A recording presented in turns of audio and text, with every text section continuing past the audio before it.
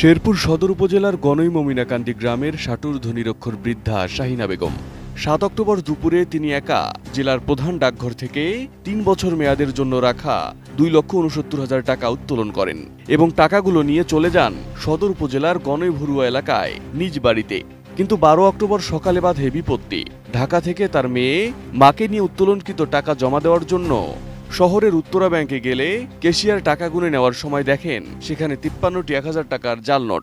মঙ্গলবার দিন কাটা তুলছি আমি, মঙ্গলবার দিন কাটা মনে করুন পড়াই ৩টার দিকে যাই টাকা তুলছি আমি বললাম আমি তো নোক আছে না, আমি বলছি বাবা আমার সাথে নোক নাই কেন নোক নাই কেউ নোক আসেও না, প্রতিদিন নোক নাই।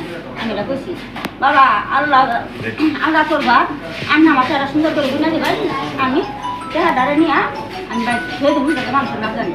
আমি এই কথা তো কইয়া টাকাটি আমার গুণা দিল, আমরা সারা বার থেকে টাকাটি গুনলো, এই মোড়া টাকাটি গুলো এই মোড়া টাকাটি গুলো টাকাটি আমাদের কোনো প্রিন্টিং কিছুই না, আমার কাছে প্রিন্ট করে না যায় খালি অবস্থা না জানি না টাকা।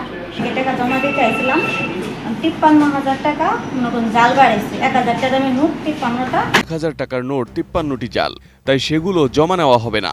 ২,৬৯,০০০ টাকা জমা দিতে নিয়ে আসছিল, তার ভিতর থেকে ৫৩টা পিস আমি জাল নোট পেয়েছি, উদ্বোধন কর্তৃপক্ষের কাছে এর জন্য তদন্তের জন্য দাবি জানাইছি। পরে শাহিনা বেগম জাল টাকা সহ মেয়েকে নিয়ে পোস্ট অফিসে আসলে পোস্ট অফিসের হিসাব বিভাগ দাবিটি স্বীকার করেনি।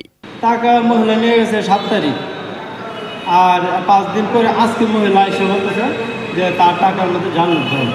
তারপরে আমরা বলছি আমরা তো পার্টিকে টাকা পার্টির কাছে দেখে নিই, আবার যে পার্টি নেয় তাকে বলে দেখে নিতে, তারপরে দেখে দিছি আমরা সব দেখা দিয়ে দিচ্ছি। তখন আপনি বুঝে নিচ্ছেন কারণ 5 দিন পরে আসছেন, এটা আমরা বিষয়টি জানার পরে সংশ্লিষ্ট কর্মকর্তার কাছে ব্যাখ্যা চেয়েছেন এবং সিসি ক্যামেরা দেখে ব্যবস্থা গ্রহণের আশ্বাস দেন পোস্টমাস্টার নূর কুতুব আলী।